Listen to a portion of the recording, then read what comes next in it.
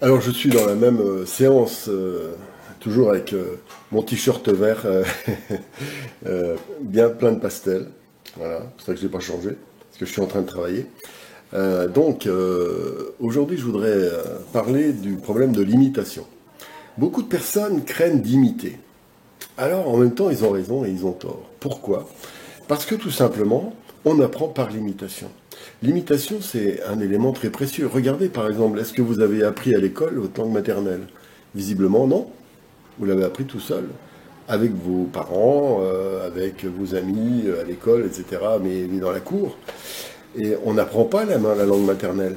Eh bien, c'est pareil pour le dessin. On n'est pas obligé d'apprendre avec la tête. On peut apprendre par imprégnation. C'est en voyant la gestuelle d'un peintre, des vidéos sur des peintres, en regardant des tableaux, qu'on va capter des milliards d'informations consciemment ou inconsciemment, sur lesquelles on va créer une base de données sur lesquelles nous-mêmes, on va pouvoir se nourrir. Et en fait, la vie fonctionne comme ça. Par l'imitation, regardez, les animaux fonctionnent de manière instinctive, toujours à l'imitation. L'imitation des parents, l'imitation des gestes, l'imitation des mouvements. Et donc c'est un outil prodigieux d'apprentissage. Quand ça se situe sur le plan, je dirais, du ressenti, de la perception, etc., c'est formidable. En revanche, effectivement, je fais la grosse différence donc, entre l'imitation instinctive et l'imitation psychologique. L'imitation psychologique, c'est une sorte de conformisme à des comportements souvent liés à des réflexes sociaux, fortement articulés sur la peur, les besoins d'exister, d'être fort, etc. Et l'imitation, dans ce cas-là, est problématique et même souvent ridicule. Voilà pourquoi c'est extrêmement double. Et donc, il ne faut pas confondre. Souvent, ça se passe, pour beaucoup d'éléments, c'est pareil. Il ne faut pas dire une chose est mauvaise ou elle est bonne. Il y a un aspect qui peut être excellent, l'apprentissage dont je parlais au début, par l'imitation, et l'aspect très négatif, celui de l'imitation par, gestes sociaux, par instinct grégaire, quelque part.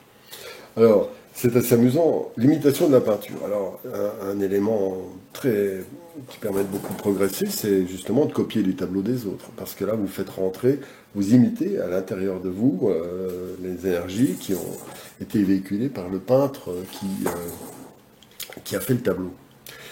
Et quelque chose, c'est très positif. Alors, c'est amusant, c'est dans les extrêmes. Alors là, il faut l'imiter vraiment impeccablement, ça j'ai déjà dit récemment. Mais ce qui est amusant, je voudrais parler des faussaires. Moi, j'ai une particulière affection pour les faussaires, parce que d'une part, ils rentrent vraiment dans des univers par imitation. Ils font des œuvres souvent impeccables, des fois mieux que les peintres originaux. Et là, il se passe le grand cirque, c'est-à-dire le rapport à l'argent, parce qu'en fait, ils font ça pour les vendre. Alors, imaginez celui qui a acheté un tableau, une copie qui a acheté, oui, une copie de quelqu'un, il va l'acheter à 1000, 2000 euros, c'est une copie d'un tableau moyen, on va dire, de taille moyenne. Et si jamais il s'avérait, Thierry Marier, mon collègue, vient de me dire qu'il y a un tableau qui a été vendu, ils hésitent en ce moment à savoir si c'est un Courbet. Alors si c'est un Courbet, ça vaut 10 millions d'euros. Si c'est pas un Courbet mais une simple copie, ça vaut 2000 euros. Voilà, donc ça montre bien la folie, c'est-à-dire ce rapport à l'argent. Et en fait, qu'est-ce qui se passe dans ces trucs-là? Eh bien, il y a un pigeon qui achèterait le Courbet pour 10 millions d'euros. C'est qu'il les a déjà, pour commencer. Alors où est-ce qu'il les a eus? C'est intéressant, ça. Un pommier ne donne pas 100 tonnes de pommes. Eh bien, il achète le tableau pour frimer. Dans la salle des ventes, regardez, c'est monsieur un tel qui a mis 10 millions d'euros, vous vous rendez compte? Ça montre qu'on est riche et cultivé. On se positionne sur un plan historique, on crée un lien avec des gens qui vont nous admirer parce que c'est prodigieux, 10 millions d'euros. Alors lui, quelque part, en imaginant que ce soit un faux, le Courbet en question, en fait, ça change rien, il s'en fout, parce que le travail est fait, hein, son petit ego est nourri. Courbet, il s'en fout. La famille de Courbet, bon, on s'en fout. Hein, franchement, ça fait un siècle et demi. Qu'est-ce qui s'est passé? Les commissaires-priseurs, mettons qu'ils soient gourés, mais que ça ne se sache pas, ils s'en foutent. Ce qui est embêtant, c'est quand ça se sait, parce que ça casse la machine. Alors là, dans ce cas, le roi est nu. Donc automatiquement, c'est la catastrophe. Voilà pourquoi j'aime bien parce que c'est un mensonge extrêmement ludique, je trouve, la copie, comment dire, les faussaires en peinture. Voilà.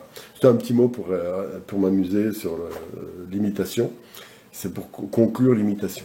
Voilà. Et puis il y a une petite anecdote qu'on m'a dit encore hier, c'est il y a une dame qui avait acheté un tableau voilà, qui était assez célèbre.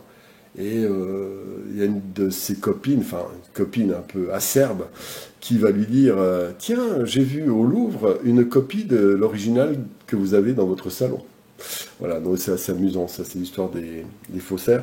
C'est pas tout à fait le sujet du début, mais voilà. Alors, imitez, mais imitez bien. Voilà. N'oubliez pas de vous abonner à la chaîne.